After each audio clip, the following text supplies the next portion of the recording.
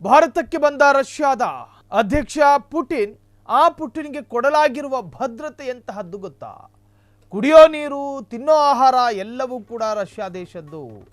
ಭಾರತಕ್ಕೆ ಈಗಾಗಲೇ ಬಂದಿರತಕ್ಕಂತಹ ರಷ್ಯಾದ ಅಧ್ಯಕ್ಷ ವ್ಲಾದಿಮಿರ್ ಪುಟಿನ್ ಅವರು ಭಾರತಕ್ಕೆ ಬಂದಿದ್ದಾರೆ.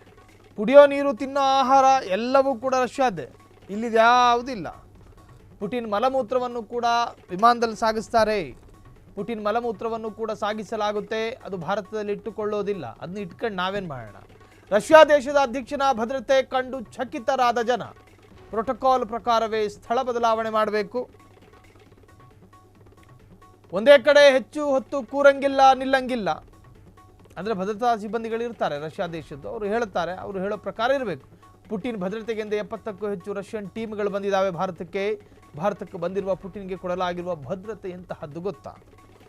ಒಂದು ದೇಶದ ಅಧ್ಯಕ್ಷನ ಭದ್ರತೆಯ ನಿಟ್ಟಿನಲ್ಲಿ, ಅದರಲ್ಲೂ ಕೂಡ ರಷ್ಯಾ ಪ್ರಬಲವಾದಂತಹ ದೇಶ, ಆ ದೇಶದ ಅಧ್ಯಕ್ಷನ ಭದ್ರತೆಗೆ ಭಾರತ ಸರ್ಕಾರ ನಿಯೋಜನೆ ಮಾಡಿರುವ ಭದ್ರತೆಯ ಜೊತೆಯಲ್ಲಿ ಅವರ ದೇಶದ ಭದ್ರತಾ ಪಡೆಗಳು ಕೂಡ ಬಂದಿರ್ತವೆ. ರಷ್ಯಾ ಪುಟಿನು ಭಾರತಕ್ಕೆ ರೀಚ್ ಆಗೋ ಮೊದಲೇ ಒಂದು ವಿಮಾನ ಬಂದಿರುತ್ತೆ. ಆ ವಿಮಾನದಲ್ಲಿ ರಷ್ಯಾ ಪುಟಿನಿಗೆ ಏನು ಆಹಾರ ಕೊಡಬೇಕು, ರಷ್ಯಾ ಪುಟಿನಿಗೆ ಯಾವಾಗ ದಾಹ ಆಗುತ್ತೆ, ಯಾವಾಗ ನೀರು ಕೊಡಬೇಕು, ಯಾವ ನೀರನ್ನು ಕೊಡಬೇಕು, ಆ ಆಹಾರವನ್ನು ಪರೀಕ್ಷೆ ಮಾಡೋದಕ್ಕೆ ಡಾಕ್ಟರ್ಗಳಿರ್ತಾರೆ.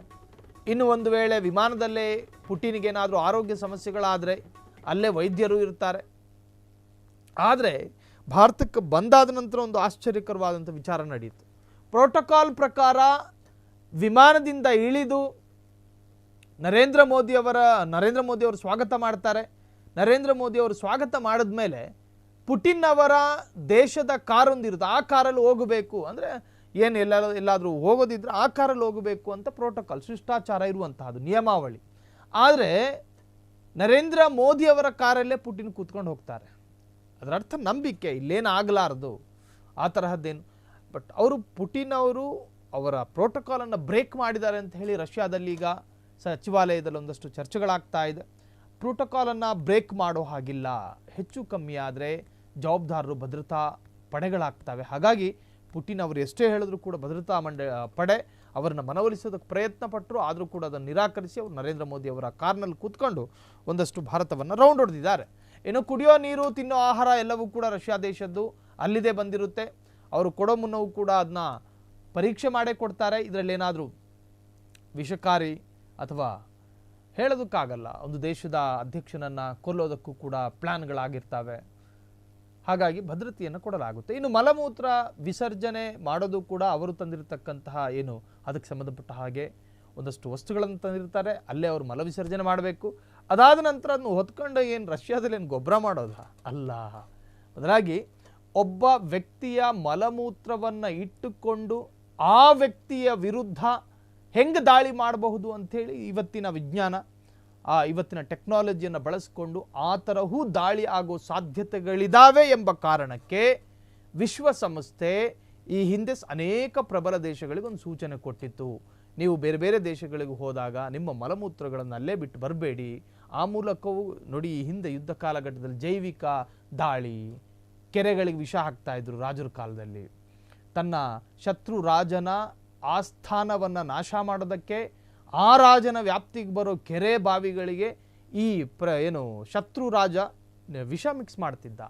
ಆ ಕೆರೆಯಲ್ಲಿ ಕುಡಿತಾ ಇದ್ದ ಜಾನುವಾರುಗಳು ಸತ್ತು ಹೋಗ್ತಾ ಇತ್ತು, ಆ ಕೆರೆ ನೀರು ಅಥವಾ ಬಾವಿ ನೀರು ಕುಡಿತಾ ಇದ್ದ ಜನ ಸಾಯ್ತಾ ಇದ್ರು. ಸೊ ಹೀಗೆ ಮಲಮೂತ್ರ ಇವತ್ತಿನ ವಿಜ್ಞಾನವನ್ನು ಪ್ರಯೋಗ ಮಾಡಿಕೊಂಡು ಆ ವ್ಯಕ್ತಿಯ ವಿರುದ್ಧ ಹೆಂಗೆ ದಾಳಿ ಮಾಡಬಹುದು ಅಂತಲೂ ಕೂಡ ಶತ್ರು ದೇಶ ಅಂದಾಜು ಮಾಡಬಹುದು ಅನ್ನೋ ಕಾರಣಕ್ಕೋಸ್ಕರ ಅವರ ಮಲಮೂತ್ರಗಳನ್ನು ಅವರು ಹೋದ ದೇಶದಲ್ಲಿ ಇಡಲಾಗೋದಿಲ್ಲ.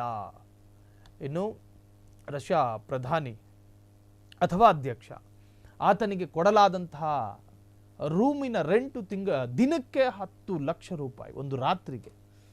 ಒಂದು ರಾತ್ರಿ ಕಳೆಯೋದಕ್ಕೆ 10 ಲಕ್ಷ ರೂಪಾಯಿ ಸರ್ಕಾರವೇ. ಅಂದರೆ ಭಾರತ, ನಾವು ಅತಿಥಿ ದೇವೋಭವ ಅನ್ನೋರು. ಪುಟಿನು ನಮ್ಮ ದೇಶದ ಅಥವಾ ನಮ್ಮ ದೇಶಕ್ಕೆ ಬಂದಿರುವಂಥ ಅತಿಥಿ, ಆತನನ್ನು ಸತ್ಕರಿಸುವ ಜವಾಬ್ದಾರಿ ಮತ್ತು ಹಕ್ಕು ನಮ್ಮದಾಗಿರುತ್ತೆ. ಸೊ ಸರ್ಕಾರದ ವೆಚ್ಚವನ್ನೇ ವ್ಯಯಿಸಲಾಗಿದೆ. ಅವರು ಎಲ್ಲಿ ವಾಸ ಮಾಡ್ತಾರೋ ಆ ರೂಮಿಗೂ ಕೂಡ ಭದ್ರತೆಯನ್ನು ಕೊಡಲಾಗಿದ್ದು, ಒಟ್ಟಾರೆ ರಷ್ಯಾ ಅಧ್ಯಕ್ಷನ ಭದ್ರತೆ ಕಂಡು ಭಾರತೀಯರು ಕೂಡ ಅಚ್ಚರಿಪಟ್ಟಿದ್ದಾರೆ. ಕ್ಷಣ ಕ್ಷಣದ ಸುದ್ದಿಗಳಿಗಾಗಿ ಫ್ರೀಡಂ ಟಿವಿ ಸಬ್ಸ್ಕ್ರೈಬ್ ಮಾಡಿ, ಲೈಕ್ ಮಾಡಿ ಹಾಗೂ ಫಾಲೋ ಮಾಡಿ. ಹೊಸ ಸುದ್ದಿಗಳ ನೋಟಿಫಿಕೇಶನ್ಗಾಗಿ ಬೆಲ್ ಐಕಾನ್ ಮೇಲೆ ಕ್ಲಿಕ್ ಮಾಡಿ.